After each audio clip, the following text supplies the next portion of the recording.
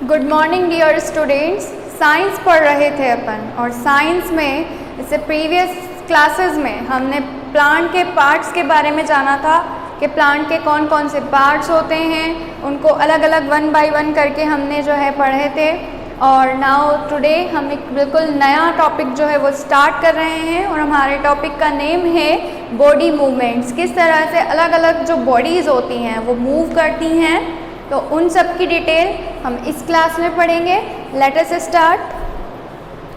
Movement क्या होता है, चलिए जानते हैं। Each kind of animal has a body that is designed to move in its environment.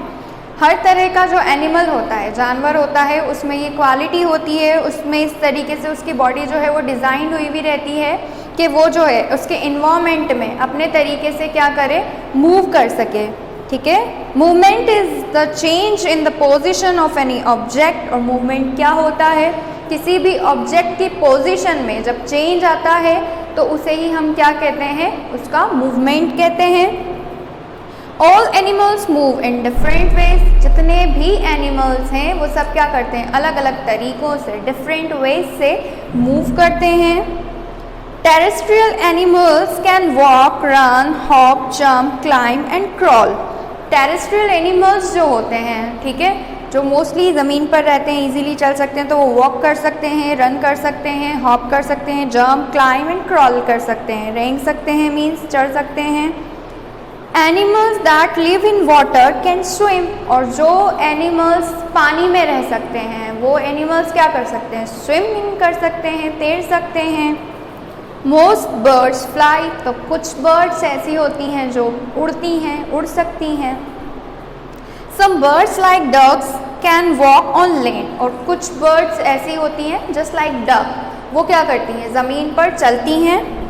Swim in water and fly short distance. और पानी में तैर भी लेती हैं, और कुछ दूरी तक, सिर्फ कुछ ऊंचाई तक जो है, कुछ डिस्टेंस तक जो है वो उड़ भी सकती हैं, ज़्यादा नहीं उड़ सकती हैं। ठीक है। तो आपने देखा कि किस तरह हमने अलग अलग एनिमल्स के बारे में देखा कि कितने सारे अलग अलग काइंड्स हैं एनिमल्स के, सबके अपने अपने फीचर हैं, उनके इन्वायरमेंट के अकॉर्डिंग, उनके सराउंडिंग के अकॉर्डिंग उनमें ये एडेप्टेशंस हैं कि किस तरह का उनको इन्वायरमेंट मिलेगा, वैसे ही उनके अंदर नेचुरली जो है वो फीचर्स डेवलप्ड रहते हैं। ठीक है। और बाकी मूवमेंट की डेफिनेशन आपको समझ में आई होगी कि मूवमेंट क्या होता है। तो जब कोई बॉडी जो है वो वन प्लेस से अनदर प्लेस पर मूव करती है, ठीक है, उसकी जो पोजीशन है वो चेंज हो जाती है, दैट मीन्स उसने क्या किया है, मूव किया है, और यही क्या कहलाता है, मूवमेंट कहलाता है। इसके बाद आता है कि हाउ डज मूवमेंट अकर, किस तरह से मूवमेंट होता है। ठीक है। तो चलिए देखते हैं। Human being and all other vertebrate have an internal skeletons made up of bones. देखिए, जितने भी ह्यूमन बींग्स होते हैं और वर्टेब्रेट्स जिनके अंदर बोन्स का स्ट्रक्चर है, जो इजीली खड़े रह सकते हैं, चल सकते हैं, तो उनमें क्या होता है, उनके स्केलेटल सिस्टम इस तरह का बना हुआ होता है कि वो जो है इजीली मूव कर पाते हैं, इजीली चल पाते हैं। Just like we are human being and we can easily walk, we can easily run, ये सारे काम हम इजीली कर पाते हैं। ठीक है। तो the bones are connected to muscles. ये बोन्स क्या रहती हैं, जो हड्डियां हैं हमारी, वो हमारी बॉडी के अंदर हमारे जो मसल्स हैं उन मसल्स से चिपकी हुई हैं, मसल्स से क्या है, कंबाइंड है। ठीक है, कनेक्टेड है।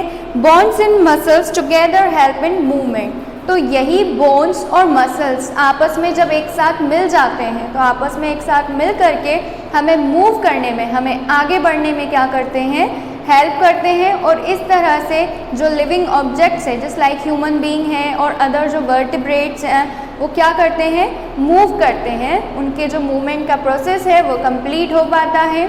क्यों? क्योंकि उनकी बॉडी के अंदर जो आप देखिए कि बोन्स और जो मसल्स टुगेदरली कंबाइंड है, वो कंबाइंड होकर के उनके मूवमेंट में क्या करते हैं, हेल्प करते हैं। After that, insects, scorpions, crabs and starfish have an hard external skeleton called the exoskeleton. देखिए, इसके अलावा अब हम कुछ थोड़ी डिफरेंट बात कर रहे हैं। जस्ट लाइक आपने देखा इंसेक्ट्स वगैरह जो होते हैं, कीड़े वगैरह जो होते हैं, स्कॉर्पियंस हैं, क्रैब्स आपके जो होते हैं, ठीक है, केकड़े वगैरह, and starfish have an hard external skeleton.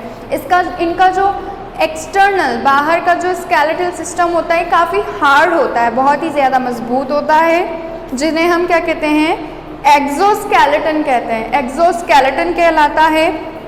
The muscles that helps the body of these animals to move are mostly attached to the exoskeleton.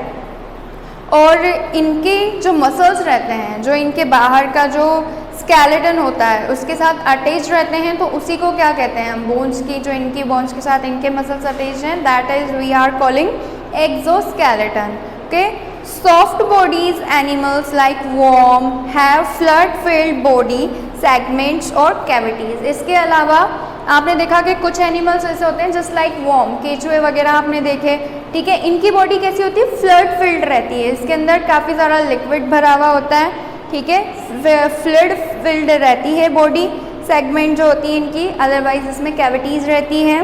तो ये हमने देखा कि किस तरह से अलग अलग एनिमल्स जो हैं उनमें अकरेंस होता है मूवमेंट का, किस तरह से वो उनकी बॉडी के टाइप के अकॉर्डिंग क्या करते हैं, मूव करते हैं। ओके, उसके बाद हम देखते हैं कि स्ट्रक्चर ऑफ लिविंग ऑर्गेनिज्म, किस तरह के स्ट्रक्चर होते हैं लिविंग ऑर्गेनिज्म के।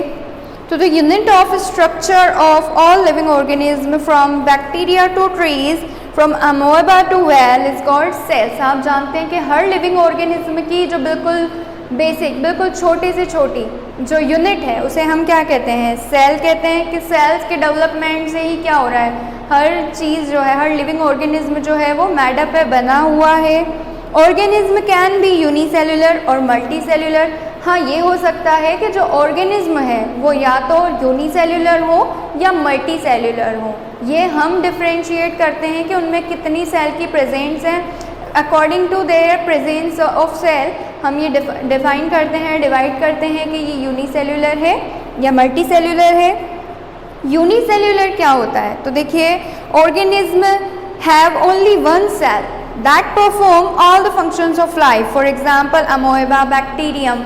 ये जो अमोएबा बैक्टीरियम होते हैं इनमें क्या होता है, सिर्फ एक ही सेल प्रेजेंट रहती है ऐसे एनिमल्स में। इन्हें हम क्या कहते हैं, यूनिसेल्युलर एनिमल्स कहते हैं, ऑर्गेनिज्म कहते हैं। ओके, और इनके जो बॉडी के कंप्लीट फंक्शन है ये ओनली वन सेल के थ्रू ही कंप्लीट हो जाते हैं, अदर सेल्स की इन्हें कोई ज़रूरत नहीं होती है। That is why we are calling them unicellular. इसके बाद आता है मल्टी सेल्युलर। मल्टी सेल्युलर क्या होते हैं ऑर्गेनिज्म, तो multi cellular organism have many cells specialised for performing different functions.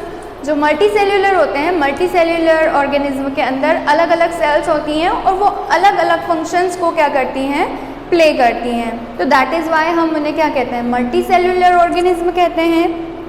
Hence the cell is the basic structural and functional unit of an organism. और इसीलिए हम ये कहते हैं, हम ये प्रूव कर सकते हैं कि सच में जो हमारे बॉडी के जो फंक्शनल यूनिट होती है, जो बेसिक स्ट्रक्चर होता है, वो किस पे डिपेंड करता है, हमारी सेल्स पे डिपेंड करता है।